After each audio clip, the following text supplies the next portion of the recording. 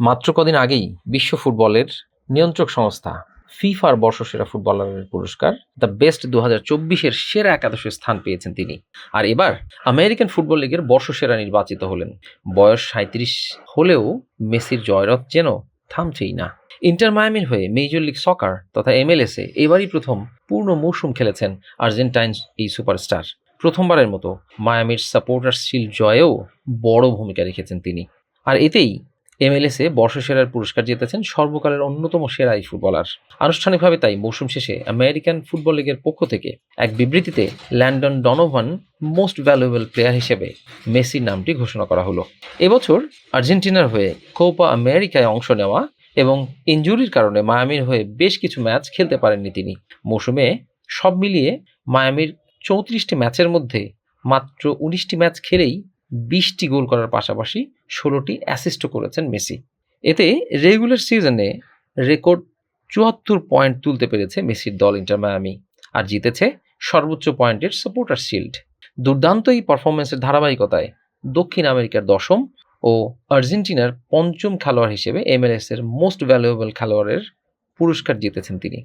যদিও চ্যাম্পিয়ন নির্ধারণের play of পর্বে মায়ামির যাত্রা থেমে গেছে শুরুতেই, তবে MLS-এর 2 কনফারেন্স মিলে পয়েন্ট তালিকার শীর্ষে থাকা সুবাদে আগামী বছরের ক্লাব বিশ্বকাপে জায়গা করে নিতে কোনো সমস্যা হয়নি তার দলের। এর আগে বর্ষসেরা ফুটবলারের পুরস্কার দ্য বেস্ট 2024-এর মনোনয়ন প্রকাশ করে ফিফা সম্প্রতি।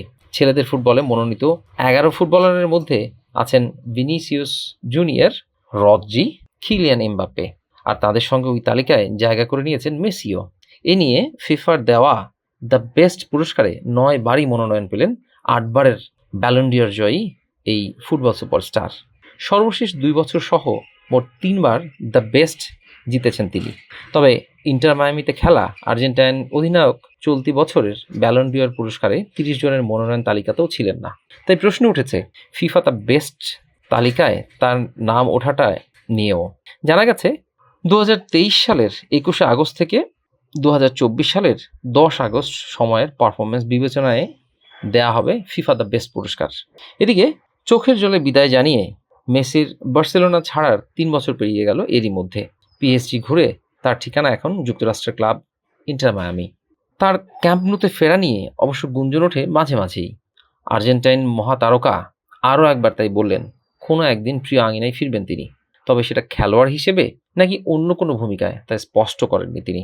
2021 সালের আগস্টে ইচ্ছার বিরুদ্ধে বার্সেলোনা ছাড়তে বাধ্য হন তিনি, যোগ দেন PSG-তে, যারা ফ্রেঞ্চ লিগের চ্যাম্পিয়ন।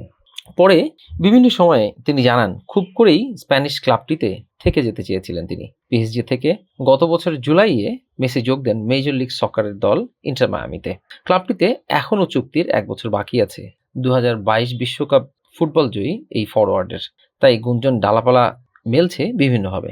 কদিন আগেই ক্লাবের 125তম প্রতিষ্ঠাবার্ষিকী পালন করে তার সাবেক দল বার্সেলোনা, যেখানে ভিডিও বার্তা দেন মেসি। স্প্যানিশ একটি সংবাদ মাধ্যমে দেওয়া সাক্ষাৎকারে তাকে জিজ্ঞেস করা হয় বার্সেলোনার জন্য কোনো বার্তা আছে কিনা, আর তখনই পুরনো ঠিকানায় ফেরার ইচ্ছে আরও একবার প্রকাশ করেন তিনি। বলেন, আপনাদের সবাইকে খুব মিস করি আমি। আশা করি শিগগিরই আমরা একে অপরকে দেখতে পাবো আবার। বিশ্বের সেরা ক্লাবের অংশ হতে পেরে যে কেউই গর্ববোধ করবে। বার্সেলোনায় 2 দশকের পথ চলায় ক্লাবের হয়ে সবচেয়ে বেশি ম্যাচ খেলা, সর্বোচ্চ গোল সহ আরও অনেক রেকর্ড ও কীর্তি গড়েছেন মেসি। 10টি লা লিগা, 4টি উয়েফা চ্যাম্পিয়ন্স লিগ সহ শিরোপা জিতেছেন অসংখ্য। ফুটবলের সবুজ আঙিনায় উপহার দিয়ে গেছেন জাদুকরী ফুটবলের অনেক সোনালী মুহূর্ত।